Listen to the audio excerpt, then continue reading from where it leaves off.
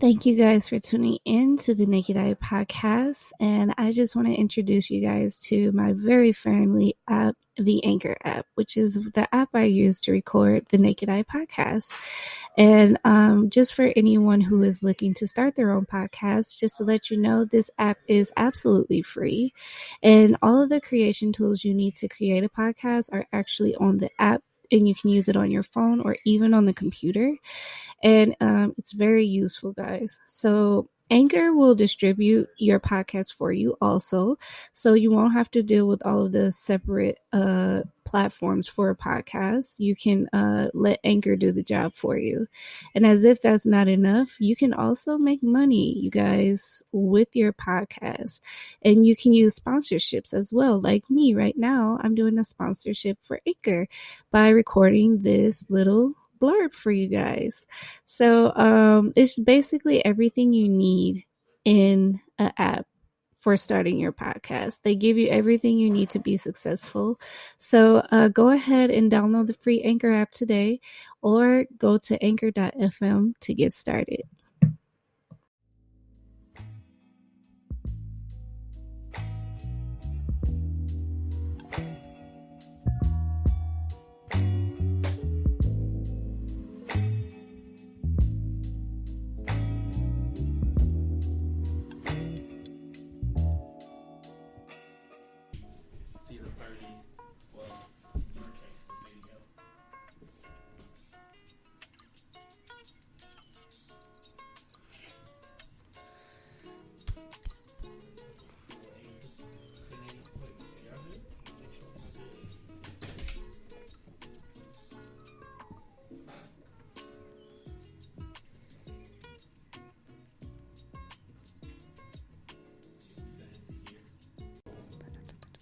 Should have just gotten the notification. Right there. You look great. And then now you can go check it out. I'm just waiting for mine because mine's take all year. So once the music is done, you guys are live. Live, baby. Hello. Hi. We live, baby. Yes, we are. So, for those who will be tuning in, our topic of the day is mental health check-in. Yes, it is. We decided to check in today mentally just to kind of lay a foreground of, look at me. Right, me too. Lord. Right. We need some water. But mental health check-in, just checking in with everyone along with ourselves, just trying to let people know that it's okay not to be okay, and it's okay to talk about what you are going through mentally. Yes. And also, on the Naked Eye, our mission is to enlighten self-awareness and to talk about what we go through on a daily basis. Yes, because it's very important that we take care of ourselves. Because part of taking care of yourself is letting people know when you're not okay. And I still have that problem. Me too. I do too. I think You a lot do? of us may struggle with that. Huh? You what? Oh, you didn't see my post? I saw your post, but that's what I actually was going to tune into that today. Actually, since we were doing a mental health check-in. How you doing? I'm better. You better? I'm better. I'm so happy you're better. What was going on? Are you were like in the dumps? I mean, because you had. I might as well turn my mic on. Yeah, you're going to have to turn that mic on because you had the raindrop background and Right. everything. Am I here? Can you hear me? We can hear you. We can hear you. No, I actually had a break. Mm-hmm. The weight of everything I'm doing here, Mm-hmm. on top of some personal stuff at home. Yep. Nothing bad, just Yeah. the weight Yeah. of it, and then just some own personal conflicts in myself. Mm-hmm. I think I just probably had just reached a point where it was just entirely too heavy, Mm-hmm. and I just couldn't hold it no more. So I had a small little break. Now here's the funny thing about that particular post. Yeah. That same night, my sister, aka Mimi Upholstery Awkward, had her event. her pop-up shop for her show. Prior to before that event started happening, I started, kind of feeling like it was coming along. Yeah. So I didn't want to say anything to anybody to, ruin the mood, because this was her moment. Yeah. Like, this was her moment. So I came, I did what I was supposed to do, but I kept myself kind of, private, Distant. reserved to just, I didn't want to bring the mood down or anything like that.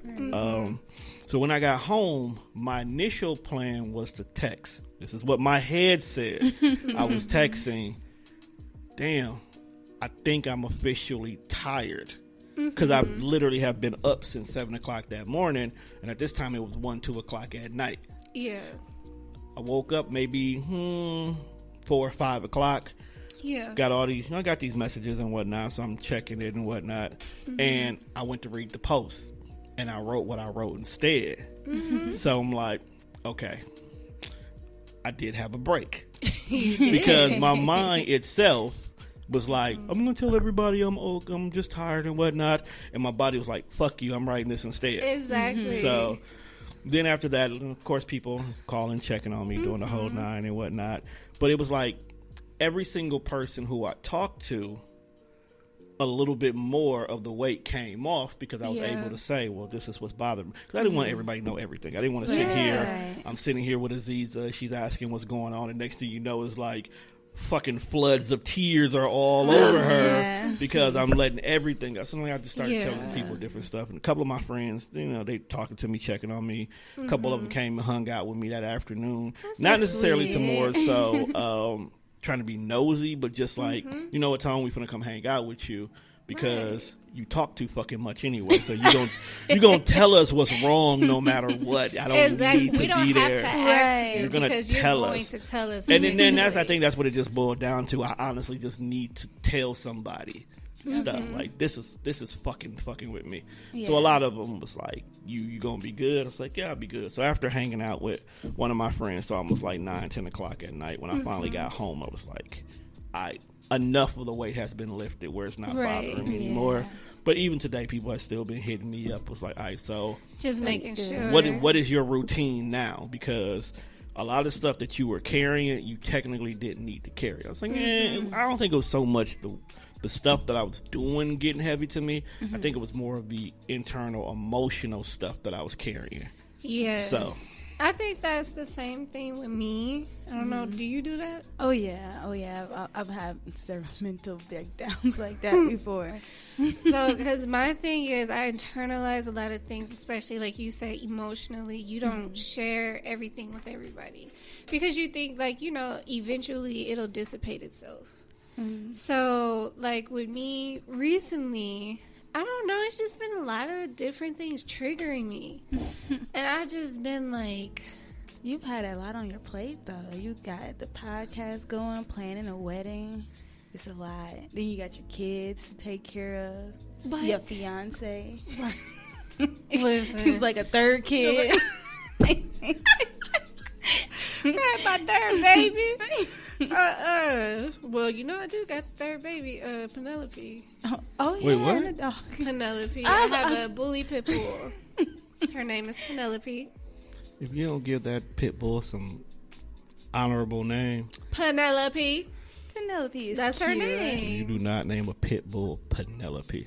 She's a girl. She's a girl. You name her Powerpuff Girl or something like that. You do not, Powerpuff you do Girl. not name that child Penelope. Well, it's too late. She already know her name.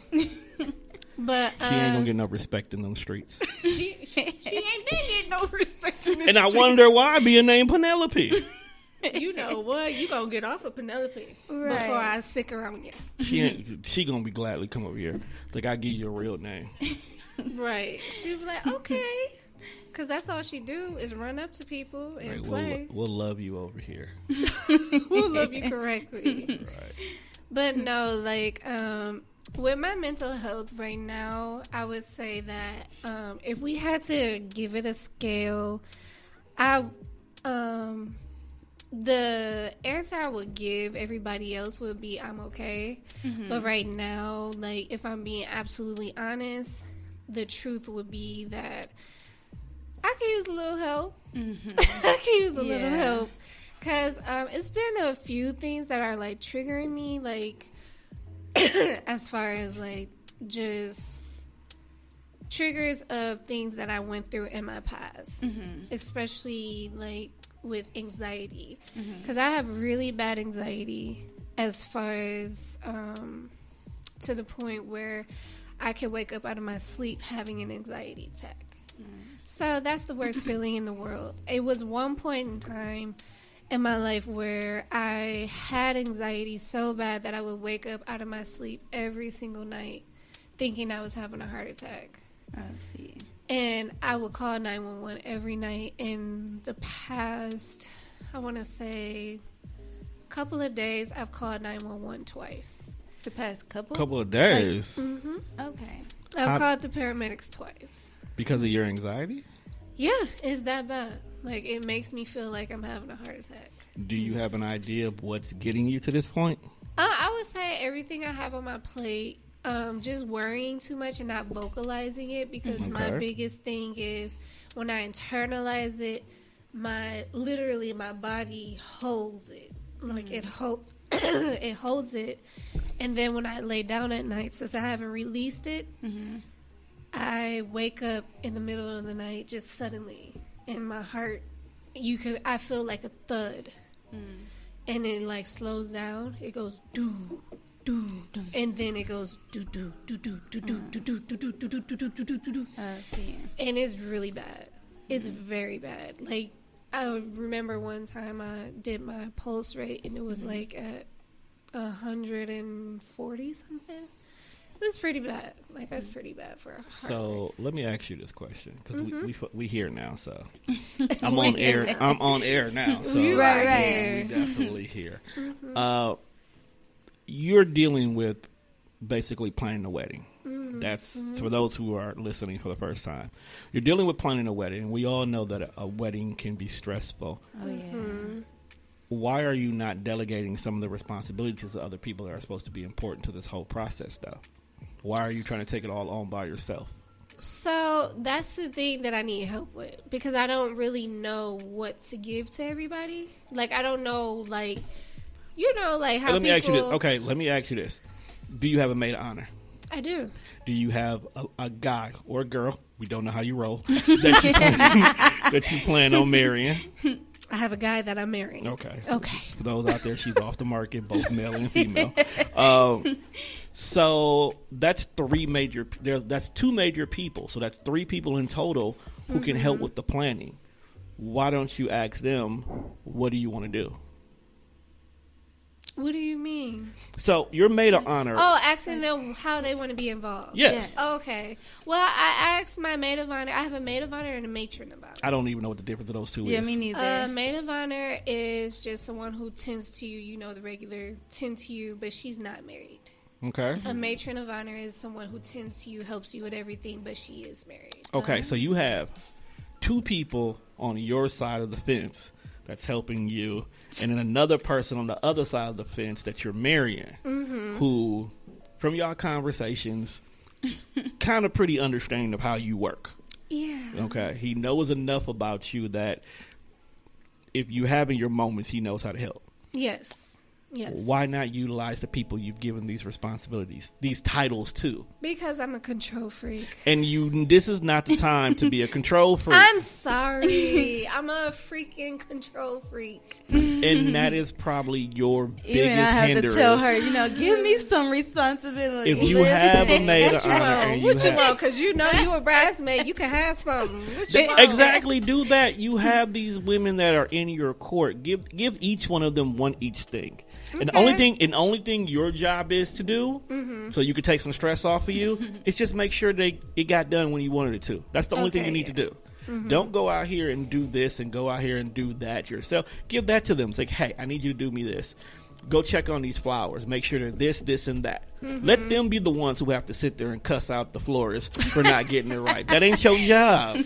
See, and that's the thing. Like, I ain't been married before, okay? I hope not. 'Cause then you have a lot to explain because you're not that old. Listen, I have not been married before, and this wedding planning But stuff, that's it's kind of confusing because... But that's what your matron is really there for.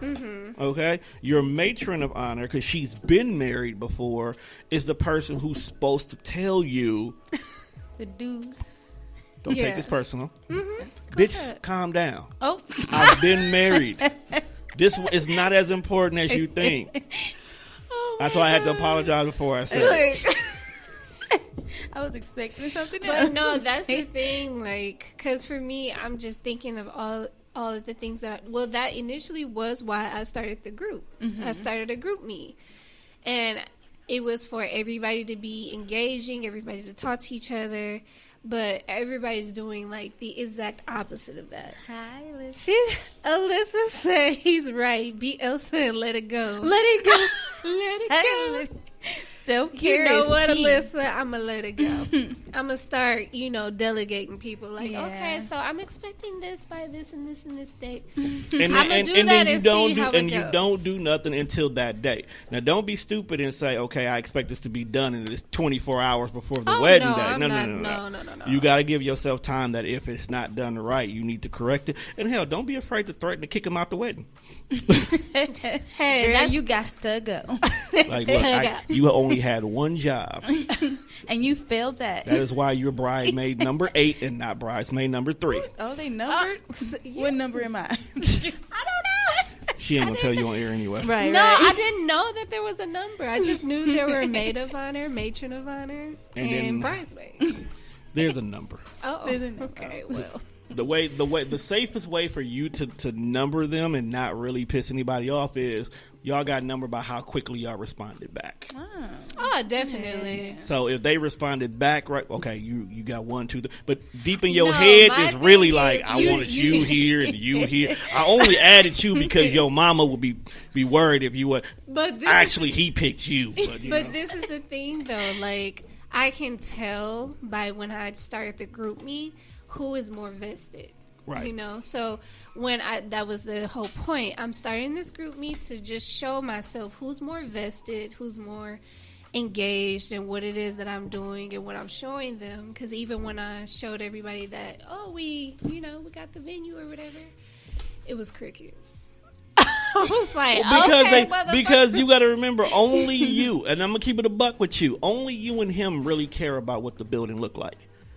No, I'm saying just like, okay, was expecting like, so when can we go see it? Can we start measuring stuff? Maybe they don't know they can do that. Yeah, Showing initiative. That's what I'm saying. Maybe Because they- is the same thing that I be going through with Jalen. Show me some initiative. Maybe they don't know what they can do and can't do because this is technically your day. Yeah, hearing that, like, I didn't. Alyssa said, your wedding day will go by in a flash. Relish in every moment on your special day. Do not be controlling and analytical on that day. No. Read the hashtag. Oh, hashtag. Hashtag advice from a married... Oh, wait. Advice from a married chick. See? So she's telling you in so many words, like, fam, calm down. Chill the fuck out. Just worry about enjoy the moment. Like, let your peoples handle all that. And I guarantee you that takes a bulk of your stress. Because you're going to be fucking stressed the day of anyway. You think so? Yeah, Are people stressed the day of their wedding? They're stressed the day yes. of because no matter... I don't even know if I should They tell want you to make this. sure everything But- is perfect. I don't know if you should. I don't know if I should tell you this. But because everything you've planned, this is the culmination of the big day. Okay? You know he's going to say yes, and I do. You know you're going to say yes, and I do. That's not the issue. The issue is, first of all, is any one of these dumb motherfuckers going to stand up and object? So that's one thing you first got to worry about. I kill him. Right. Second, once they get past that part, everybody's calm. But most of the time, it's just you want to make sure that everything is memorable because this is going to be probably one of your biggest memories of your life. Oh, yeah. Okay, behind having the kids and of course buying a house and stuff like that. But this is your biggest day. This will be the day that, you know, sets everything in motion going forward, because now you two can't do nothing without the other person know about it, because that's just how life is. Period. Right. Okay? You can't.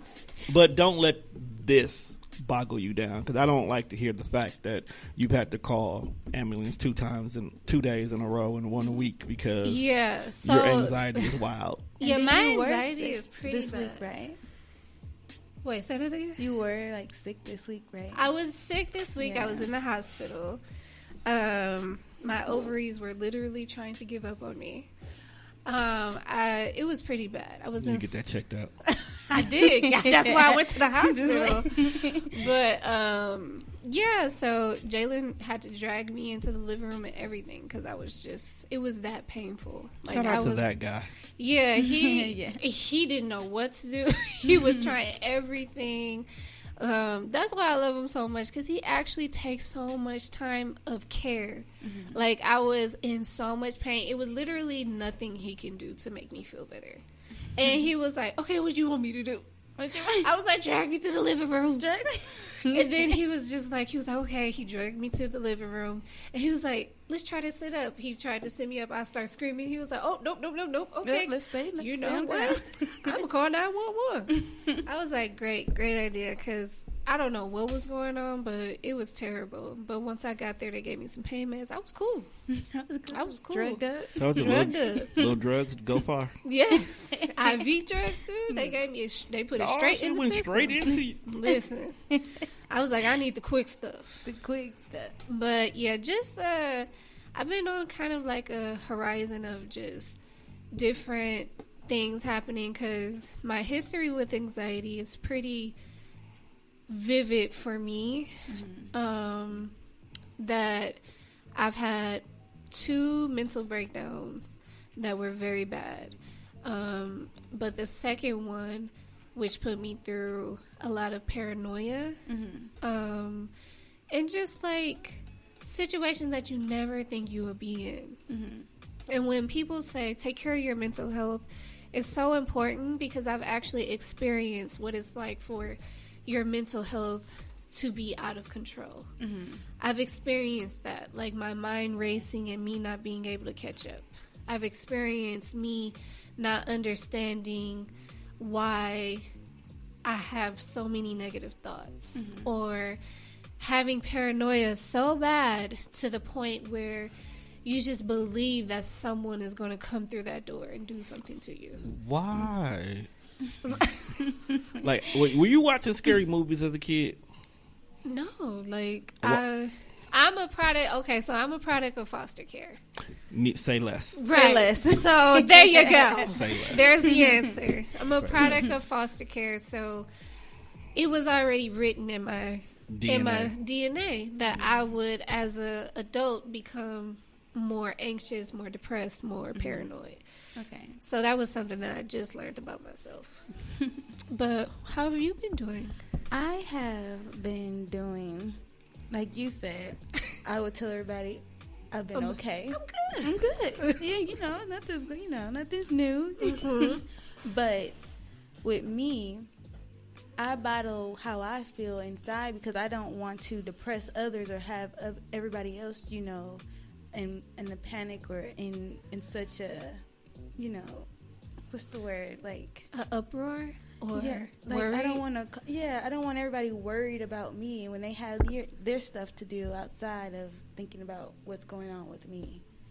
See, and that's our problem. Yeah, and it's but that's the thing. The thing is, something that I learned from actually having it be institutionalized. If you don't talk to somebody, if you don't tell them, even just giving them subtle hints, letting them know that you have something going on, or you've been thinking negative, or today ain't the day. Today ain't the day. Like, those are things that help to be able to have someone help you cope. Right. And I didn't know that. Because if you have someone to help you to cope, like he said, he needed to talk to somebody. And for me, that was my thing. I needed to talk. Talking actually really helps when you talk through it and you're like, oh, okay, so that's why I'm thinking this way. Oh, okay, that's why I'm doing this like this. Oh, okay. Like, it really opens up your mind, like, when you go to counseling.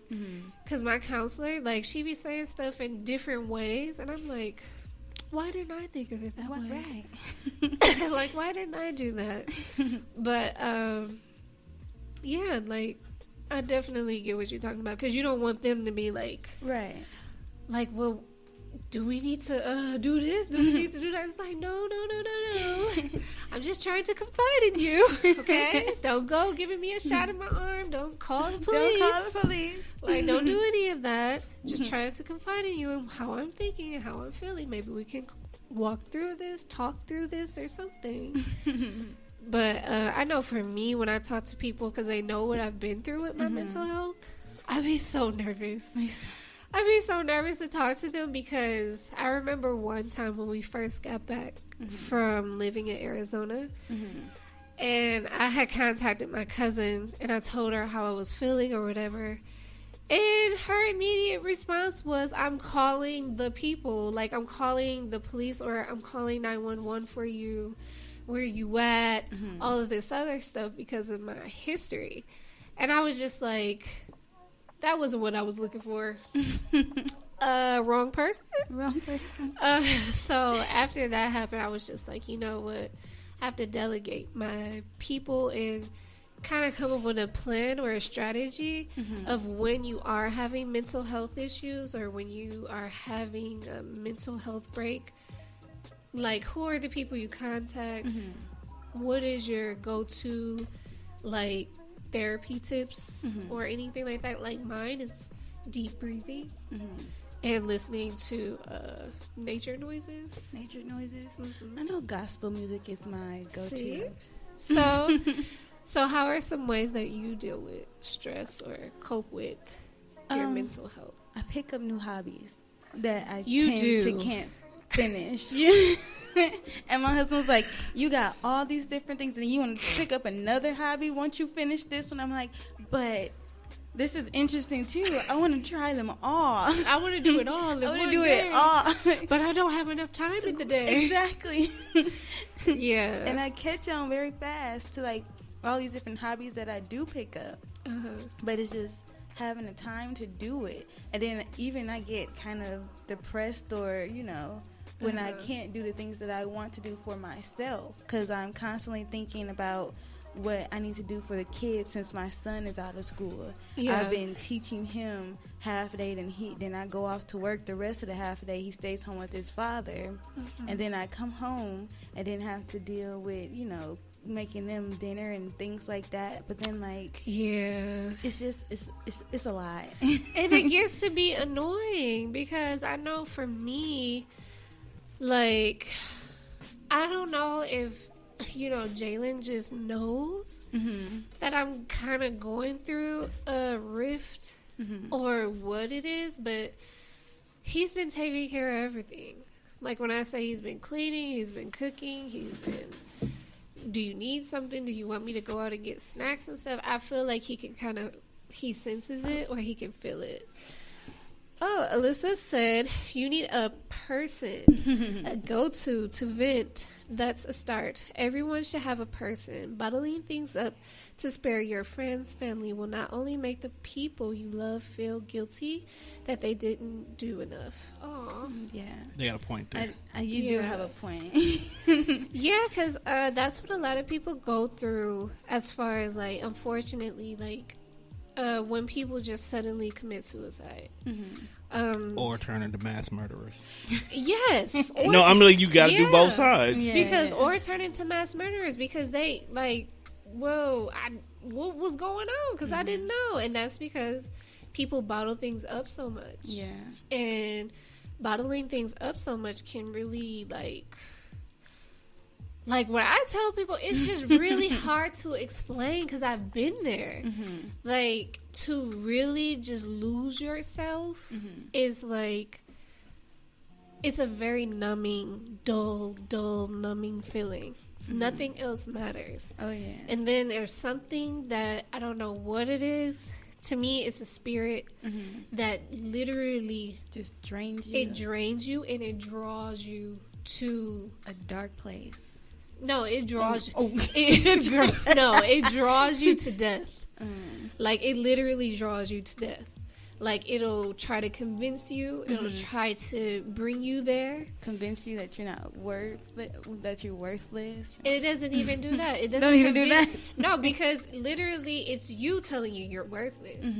But the spirit is drawing you to the death. Yeah. So, like, for me, one of my really bad times was I went to, I was supposed to be a part of a wedding. And I don't drink much. And the thing was that me and her sister were butting heads and we weren't getting along. So they had mimosas or whatever. I had mimosas. But the next day, after I finished doing everything, because the thing was, I didn't really want to be doing what I was doing because I knew that her and her sister's heart weren't in it. They didn't really care if I was a part of it or not. So I was, in a sense, doing something just to do it. Okay. So it was that morning that I was sitting in my mom's, what did you call it? Her second room. Her second guest room? Right, her guest room, whatever. The other bed. Right, the other bed. That I was just sitting there, and I just thank God that I have a faith of some sort that I could level myself enough to just sit there. Because I was being drawn to the death. It just kept telling me to go to the kitchen. I was like, no, I'm cool. I'm not going to the kitchen. And I sat there for at least an hour, holding myself down, not to go to the kitchen. So this is why I say that it is very core for people to be in tune with self-awareness. Oh, yeah. Because that's why I started this podcast, because of these experiences that I've had. Because when you don't have self-awareness and you see all these people just deciding to kill somebody or to go out here and, get caught up in these gangs or getting caught up with the wrong crowd, it's because they don't have anybody to instill self. And they don't have anybody to teach, core of self. So how are they going to teach themselves how to be aware of how they, are portrayed to the world, or how they, in tune are received? Right. So that experience in itself for me was just, it was so scary. It was the scariest experience of my life that I never shared with anybody. And so y'all know now. Y'all know that I had that experience. But it was the scariest thing that I never had in my life. And I just want people to know that you have to have a strong mind. Yes, you have to have a strong mind, and you have to have some type of core belief or faith in something. Most definitely. In order to not be steered the wrong way. And I think that's what prevented me from doing a lot of things too, because a lot of people don't know about the struggles that I've been through, because I've been down that dark hole as well. Yes. Multiple times. Yes. Would you like to share a moment, or is it too painful? We'll understand if you don't want to share. No, I don't mind sharing. Well, it was this moment where I had a roommate and I stayed in Brown Deer. We had an apartment together. I'm sorry you stayed in Brown Deer. Yes, me too. In the Meadows. Oh no, not the Meadows. Because I stayed in Brown Deer. It was terrible. You are not built for the Meadows. In the Meadows. And I just felt like to my family and everyone else that they didn't care about me, because I went through a situation with my first love or whatever. Oh, hell. I know. And we ended up breaking it off because he cheated and whatnot. And so after that, it was a situation where his cousin came along, and I was going to school at MATC, and I'm riding a bus late at night. Yeah. So he, picked me up, and this situation happened. Yeah. And yeah. And it's like the movie, because he asked, he said, you want to go to, to my place and watch a movie? No. I was very, like, naive, and since he's giving me a ride home, I felt that, okay, maybe I should take this offer and, we can fix it. Right. Ooh, So, Lord, you sound like me. So, I'm like, okay, I guess I can go watch a movie. Yeah. And since you're giving me a ride home. Yeah. So that movie turned into him trying to make a move. Yeah, exactly. And I share with my friend, or my aunt's sister. I don't know if I call her auntie or what, but what's your name? She's my aunt by marriage. So her sister, I was talking to her about the situation that happened that night or whatever, because he made a move on me, and I told him no. The answer was no. And so I told her about it. She said, that's rape. And I'm like, I mean, yeah, but I put myself in that situation. You gotta stop doing that. No. See? And that has taken a toll on me for a long time. Mm-hmm. It has. And that's the only situation. I've had multiple situations that I put myself in because I've been so depressed that I drunk myself, or went out with friends and got super wasted, and then got caught in situations with guys that took advantage of me under the influence. So when we were talking about intimacy last week, that brought up so many emotions when I left here yesterday. It did, and I wanted to cry in the car because I'm like, maybe this is why I can't get really intimate with my husband, because of the things I went through with all these different guys. And but I still blame myself because I put myself in that situation. I made myself vulnerable by, being under the influence of liquor, or taking that drive, that offer, that ride to go, for him to take me home. And then for my church to even ask me, was it consensual? It made me feel some type of way, and I feel like nobody was on my side. So I was all alone. So I'm at my apartment with my roommate, and I'm in the bathtub, and I'm like, nobody cares about me. Nobody. So I made this little drink with, I put a whole bunch of ibuprofens. Oh, Lord. And I had a candy cane to sweeten it up, and I mixed it up. Then I looked at that drink, and I'm like, that looks disgusting. And I was considering drinking it. And you know what? By having the faith that I have, I'm like, I am not about to drink this drink. I'm better than this. This looks gross. No. I am so disturbed that the only thing that stopped you was the fact that it looked gross. I'm picky. I'm picky. And I looked at that. Let's get back to the actual real issue here. Yeah.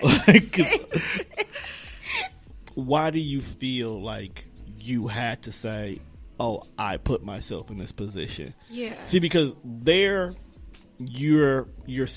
self-inflicted victim blaming yourself.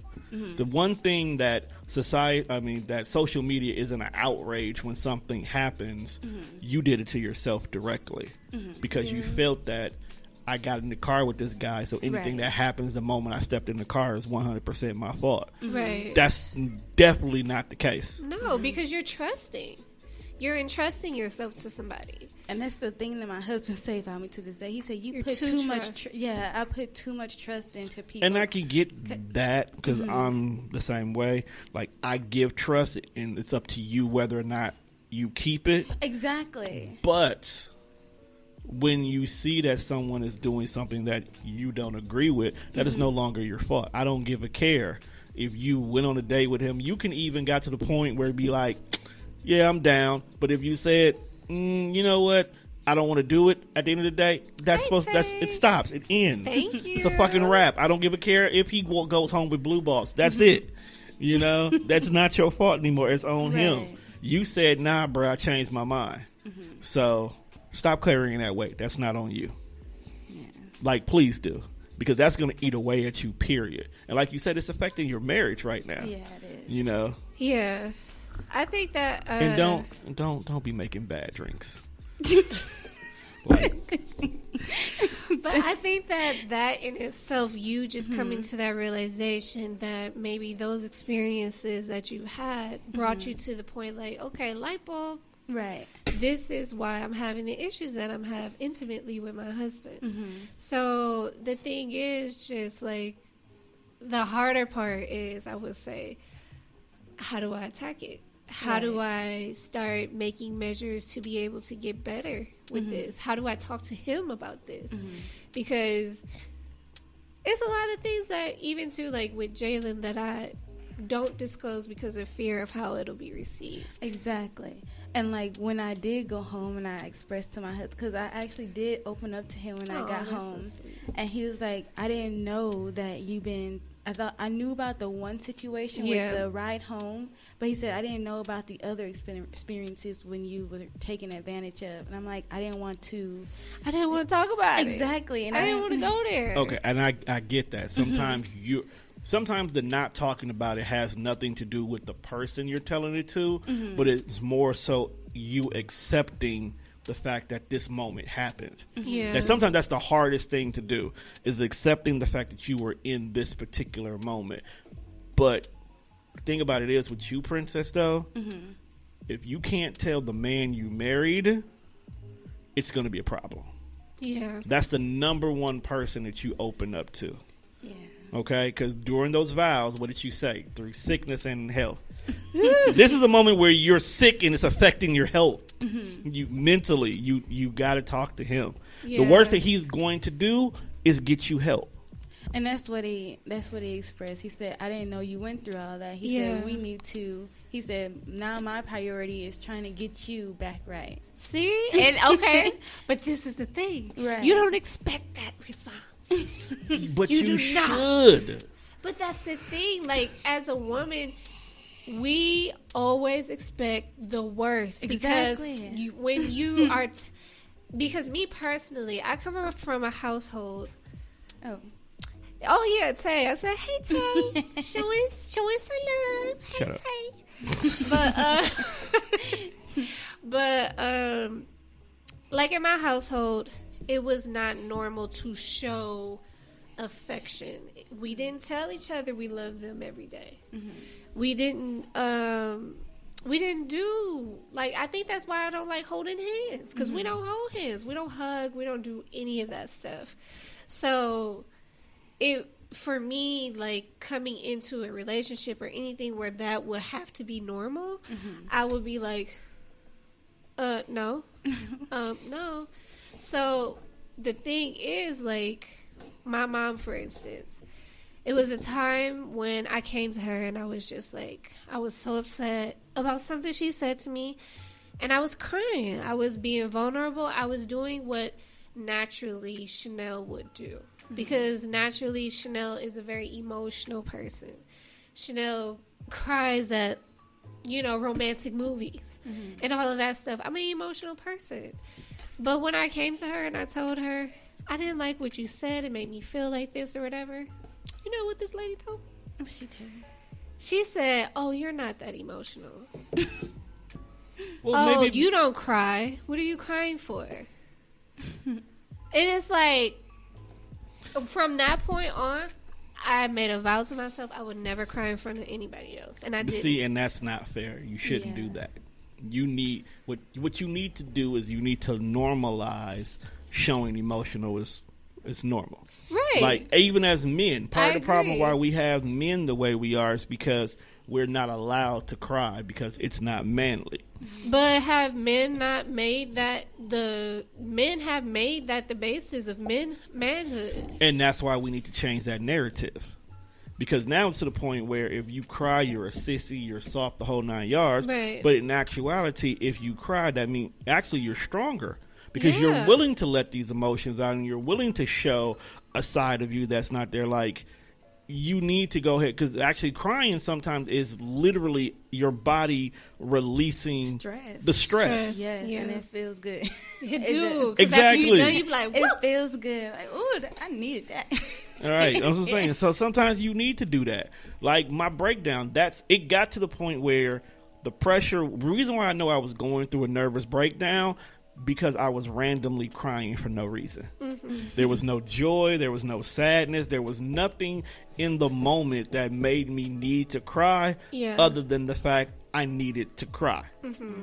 So at first, even though I'm home by myself, minding my goddamn business, I'm still trying to, nah, man, what am I crying for, y'all? Let's let me turn this 2K on. But it was like, nah, my nigga, just let that shit out. Just let that shit out. Yeah. Go watch Coco. That way you have an excuse. You know? Just turn it on the TV. Just turn on Coco. Just go to the last 15 minutes. Let it out. Right. You know, can't nobody complain. They're like, nigga, why you crying? Nigga, I was watching Coco. All right, bro, I get it. I get it, man. You know? And just let that shit out. And the next day, I wasn't as heavy as I was before. Yeah. I mean, the rest of the weight wasn't going to get off until I actually had conversations with some people. Mm-hmm. But the bulk of it was gone after I had a good cry. Yeah. You know? So normalize that. If you feel like you need to cry, fucking cry. On top of that, guess what? People around you now can say, what's wrong? Mm-hmm. And now you can actually say, regardless if it's something that's simple, I'm just sick and tired of this bathroom being green. Like, whatever it is. Like, just let that shit out. Yeah, so that's the thing. Like, I wasn't talking to y'all directly. I was talking to the listeners, but at the same time. But that's the thing. Like, I went through that, and it wasn't just her. Mm-hmm. The relationship I was in, he was tremendously judgmental. Mm-hmm. Very judgmental. It made you feel like certain things that you did, if it was your normal, it was stupid. Mm-hmm. So those were things that I was like battling my home and battling him, but thinking like, oh, well, he must be, showing me the right way, teaching me the right things. Mm-hmm. And that was only in the eyes of thinking that it was right because he and his family was involved in church. Mm-hmm. So that's why I was like, oh, well, he must know. Right. He must know because, I don't know. So he must know. Church ain't always right, fam. Okay, no. But let me get there. Because, Lord have mercy. Church is not right. So, I went through a power struggle with my mental health a lot in that relationship. Mm-hmm. And, it was like a rubber band. Like, he just kept stretching it until it just popped. And then when it popped, I had experienced my very first panic attack, which was when I was 21 years old. And for any of my listeners, I do have an episode on my very first anxiety attack. And I mean, like, when I heard that, I was like, what is this? Mm-hmm. Like, I literally thought I was going to die. I was just like, this ain't cool. But it literally is your body's response. Mm-hmm. Your body's response to no self-care. Because at that point, I hadn't done any self-care. I wasn't taking care of myself mentally, physically, emotionally. I was just taking care of what everybody else wanted, what everybody else expected of me. Exactly. And my body's response was panic attacks. Mm-hmm. My body's response was high blood pressure. My body's response was, my health declining severely. I think my response is my memory loss.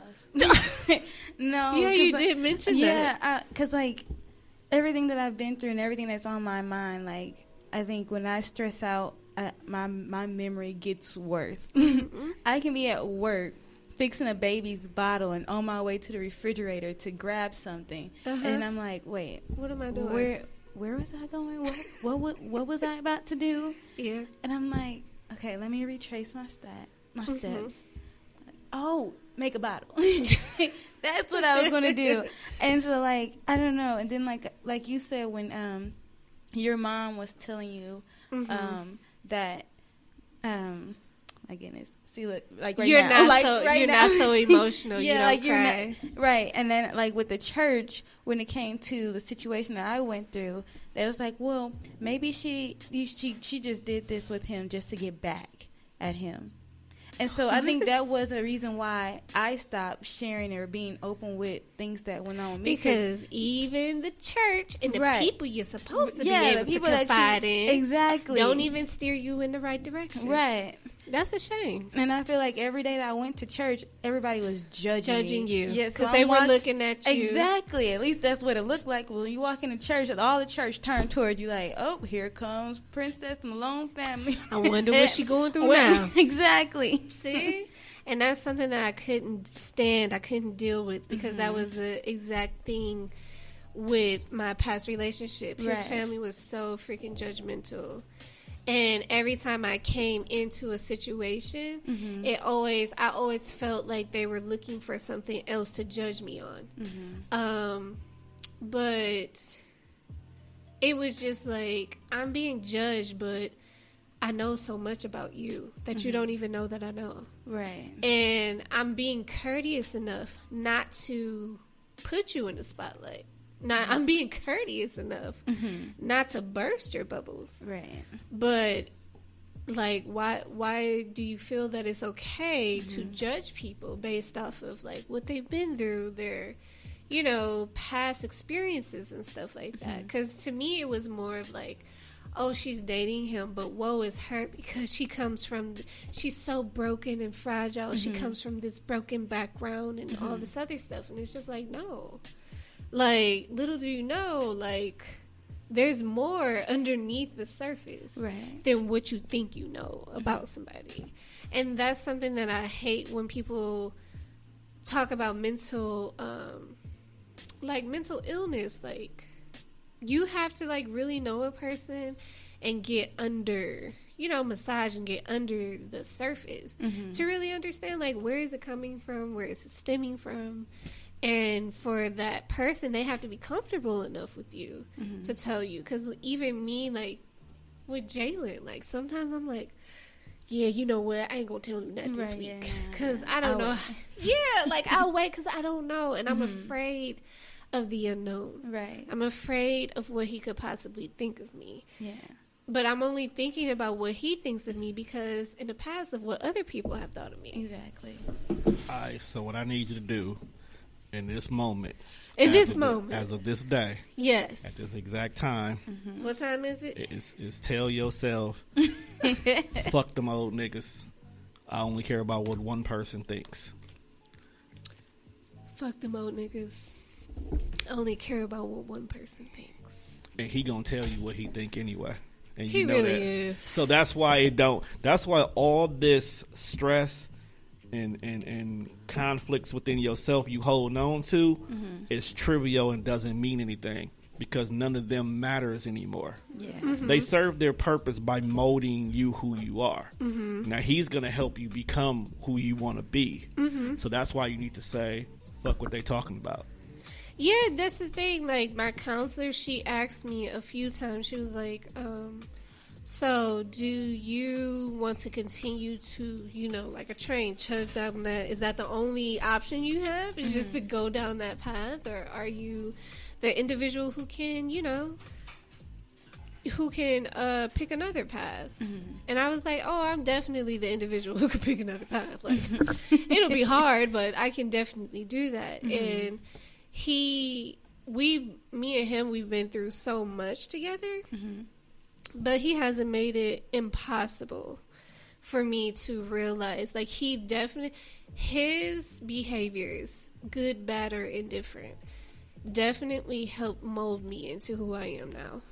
Oh, yeah. Because it was, I saw something on Facebook. It was a saying that it's important that you find someone that is more into you than you are into them.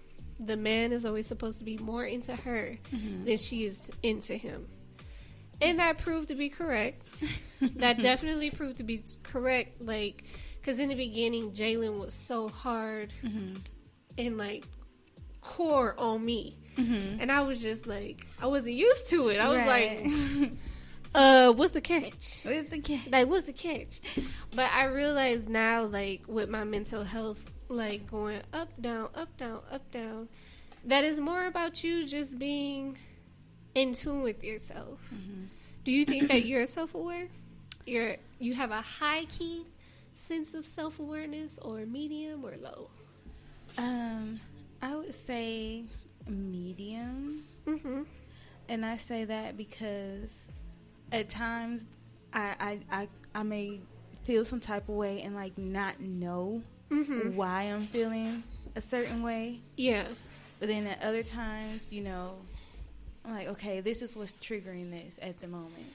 Yeah. So I think that's good because that's how people understand like self-awareness. Mm-hmm. Like if you can pinpoint something that triggered you, or why you're pissed now because so and so is wearing the color green or something, and they know so and so.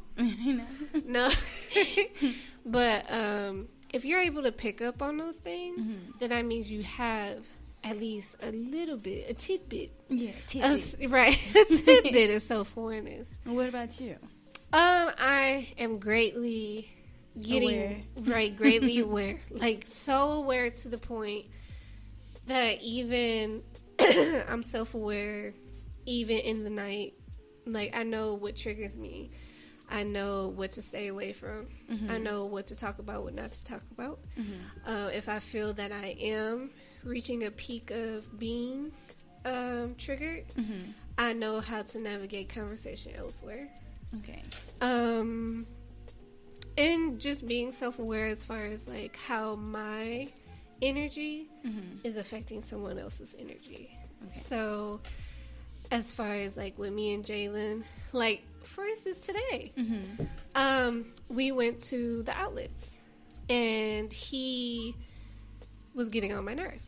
It's getting on my nerves. So, yeah, like I was like, let me tell you, when I get frustrated or angry, it's this.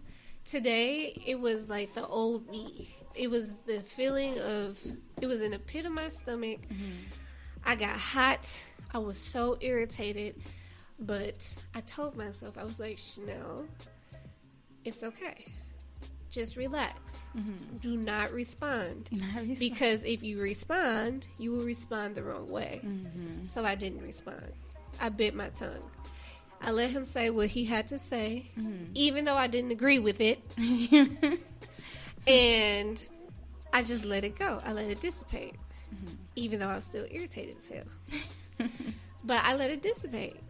And then when I saw, like, I could read his energy very well, he was trying to redirect my energy. He was trying to redirect my anger because he could feel it, that I was angry. And I was just like, okay, Chanel, stop being mad. This man is trying everything to make you, like, laugh or to cheer up. And I was like, I ain't feeling it. All right, it. so two things I got to say about that. What? What you got to say? Number one, I commend you for nullifying the situation in the moment because you did not want to make a public spectacle over something that could have want to be that black woman. That could have been a little bit more than what it should have been. Right. But here's, you don't stop moving. Here's what needs to happen so you don't have a situation like that again is in the moment when you realize what was going on, what's pissing you off and getting to you, that's when you should have told him, you know what, we're going to have to talk about this later.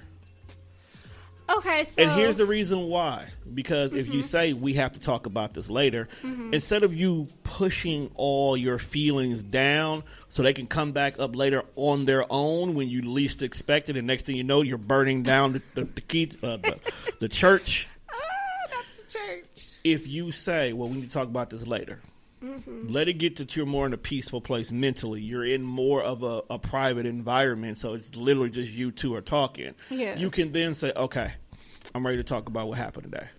Give him a heads up of what you're getting ready to do and not just be like, well, I need to talk. You know, like, let's talk about what happened earlier. That way now you can process and convey, like, this is why I was pissed off, man. Like, I get where we end up getting to. but I need you to understand this is why I was pissed off. Mm-hmm. You need to have that dialogue, because now when you've gotten it out, whether it's useless at this point in time, mm-hmm. you've gotten it out. And not only have you gotten it out, he now has a better understanding of certain situations and how you might want to go about it. So next time, maybe he does want your input in first. That way, if he says, okay, I see what you want to do, I see your vision, but hey, let's take a look at this too. This is what I was thinking about doing. Let's see which one works better. That way, it's not the fact of needing to communicate, because communication is very important in a relationship, but it's also how you communicate. Yes, and I was really bad at that. I used to be so bad. Most of us are. Jalen will tell you how bad I was, because I was terrible. Like, when you say, like, it's not what you say, it's how you say it. It was always how I said it, because he'd be like, why is you talking to me like this? And I'd be like, because. But sometimes you gotta listen to, like, he's telling you, fam, where's this coming from? Hold on. Yeah. And now that's your point or your time to tell him exactly where it's coming from. Because now that can probably alleviate the answer. Because I know there's been plenty of times that I've got into an argument with people. It's like, why are you spazzing like this? Because this is what... You know that wasn't for you. Oh. All right, cool. My bad. I apologize for giving you all this negative energy. Right. You didn't deserve this. But now that I know, okay, I'll holler at you tomorrow. And see, so that's a part of, like, that was a part of my journey, was becoming more in tune with how I would respond to people. And not being so much as how I respond to people so that they think that I'm airheaded, but how I respond to people, letting them know that I see where you're coming from, but I'm going to let you know what it is. Without having to be, like, straight in their face, rude, and, you know, like, just over the top, because that's how I was. That's who I had became. That person. Because I was trying to suppress, trying to pile on top, that girl that everybody else was trying to mold me into, a non-emotional, quick to react, 0 to 100 person. And I became her. And she ain't cute. I'm going to tell you quick, 0 to 100, Chanel, you don't want her. See, I'm the type that bottle it in. You need to quit that for sure. So then when I do get to that ticking point, I explode. So what does your explode look like? Well, I don't normally curse. So when you start hearing me curse, that's when I have reached my breaking point. Yes, exactly.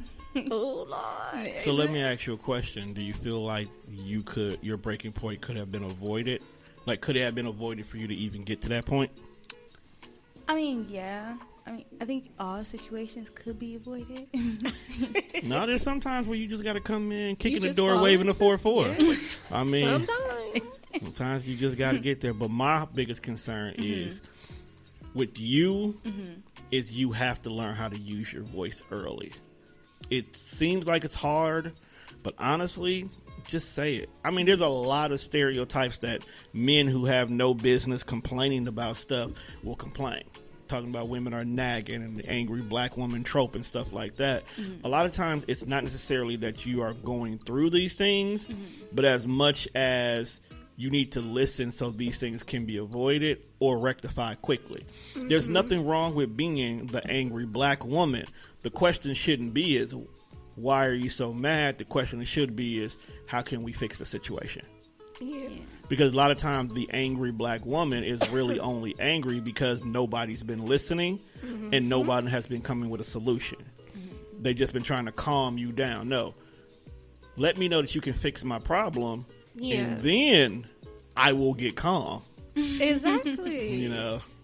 Yeah, that's some advice that I would give to other millennials because I know that we're a generation that has seen so much change. Yeah. We've seen so much come into play. We've seen so much catastrophe, so much tragedy. And then, even, too, we got to watch this new generation come in. Our kids. We got to watch this new generation, even before them, come in. Right. and just tear shit up. Yep. And it's really hard, like, because mental health nowadays is not Acknowledged? not acknowledged, not broadcasted. It's, let me tweak that. It's known, but it's still undefined. That's the issue. We don't have a clear-cut definition, so it's making it difficult for certain people to really realize what a mental health issue is. Like, if I said I'm having a mental health break, but if you don't see me looking all bug-eyed and crazy and twitchy, some folks would be like, dog, you just lying. Like, nah, bruh. Just because you haven't seen me try to burn down the building doesn't mean I'm not having a breakdown. Right. You know, sometimes a breakdown could just simply be, I don't want to be around none of y'all. Right, and some people, I think they should take that as a sign from their friends, like, especially if your friend isn't calling you as much, texting you as much, or... Check up on them. Yeah, you should check up on your friends and family members. I That's don't how you doing. Exactly, because me personally, I don't have any family besides my mom that calls to check up on me. So that's why I appreciate her more than I do anybody else. And I mean, truth be told, like, God forbid anything happens to her. The truth about it is, if anything happens to her, the way I see it is that I have no family but Jalen and my boys. I'll check up on you. You already check up on me. But as far as like family, like, I don't have any family that really is engaged with me like that. We are family. Period. Both our last names are Anderson, girl. But mine's about to change. It is. Oh, dang. It's about to change. I just realized. I was gonna ask about that. Like, why y'all last names the same, but you got married? So She got married. Yeah, I got married. Because she wasn't Malone. Yes. But that's what I'm saying. But did she marry your brother or something, or is it just a coincidence? It's a coincidence. Okay, no, I'm dead serious. I wanted to ask that. Ooh, because I would feel sorry for her if she married my brother. Okay. I didn't want to ask questions. I'd be like, divorce. Don't wish that. I'm just kidding. Dude, if she married my brother, Run. She may have, she may change that man. You don't know. Don't put that heat out there. you know what? Only a bottle, a Hennessy, and a cigarette will change you. Then get him a bottle of Hennessy and a cigarette. Well, Sounds like he's easy to fix. that sounds like he's easy to fix. He's an easy person. But no, let's wrap this up. All right. But yeah, so just a word of advice to any of our listeners. I just would advise that if you are going through anything, that month to month you should probably do a mental wellness check-in, just to see where you're at. When I say mental wellness check-in, I mean, like, from a scale of 1 to 10, like, how have you been reacting to others? From a scale of 1 to 10, how have you been receiving other people? And from a scale of 1 to 10, do you feel more engaged in work? Do you feel engaged at all? Things like that. Like, really look at yourself and see what is really, how you feel. Like, take acknowledgement of how you feel in your day-to-day activities.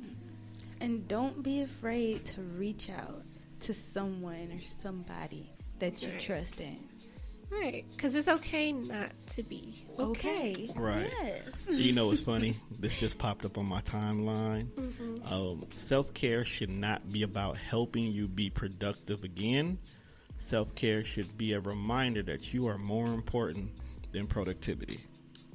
So with that being said, we're going to end the show. Yes, with that being said, thank you. Because did you have it? No, you took it over. You took over her. Yeah, thank you. But with that being said, we'd like to go ahead and wrap this up. Thank you guys for tuning in. You can catch us on Apple and Spotify, and you can always catch our lives on the Naked Eye Facebook page. And also go ahead and like us on Instagram at the Naked Eye __. All right. All right. Bye, Bye. guys.